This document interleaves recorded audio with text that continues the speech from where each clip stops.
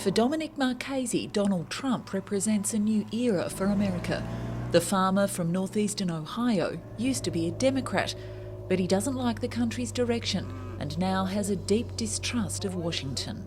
They go down there to work for us.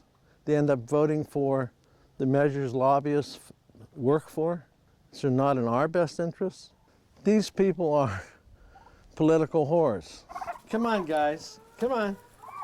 I'll get your apples. All right. Once an industrial powerhouse, Ohio was hit hard by the global financial crisis and has struggled in a modernising economy. Until now, the bellwether, the population here remains almost 80% white, unlike much of the changing America that may turn this election. But Donald Trump supporters welcome a backer who's changed politics, win or lose. Future races will be a bloodbath because they're not going to go away. You know, they're not going to go away that we want America to be productive again and people working. It's not going to go away. Dominic is just one of a group of farmers for Trump in this part of Ohio. All have a similar perception of economic stagnation. I believe if Trump doesn't win this election, the United States as we know it will never, ever, ever be a world power again. So this election this year is for the soul of our nation, not just for a 4-year vote. There's a deep distrust of Hillary Clinton due to mistakes made during her time as Secretary of State. We really need a firm hand in this country to straighten out Washington. And I tell you, there's a lot of people that have the same sentiment that I have. And I think he has a very good chance, no matter what our media is saying, because they are biased.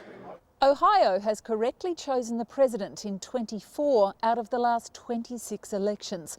Not since Abraham Lincoln has a Republican lost Ohio and won the presidency. But it's equally symbolic for Hillary Clinton, and it's a harder state for her to win because the prevailing concern of its residents is job losses in steel mills like this one. That's what drives the voting choices of steelworker Dan Moore, who blames free trade for loss of American industry. He voted for Barack Obama in 2008 and 2012, but a sense of lack of progress under the Democrats has led him to abandon Hillary Clinton. There's a really rising sense of anger, frustration, and disenfranchisement, like nobody in Washington D.C. is listening.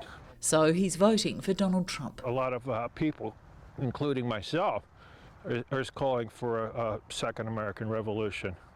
And a lot of people look at Donald Trump as the candidate who is most likely to help bring that about in a peaceful and legal manner. Mr. Trump leads the state by an average of 1.1 points, which is a statistical tie. Zoe Daniel, ABC News, Northeastern Ohio.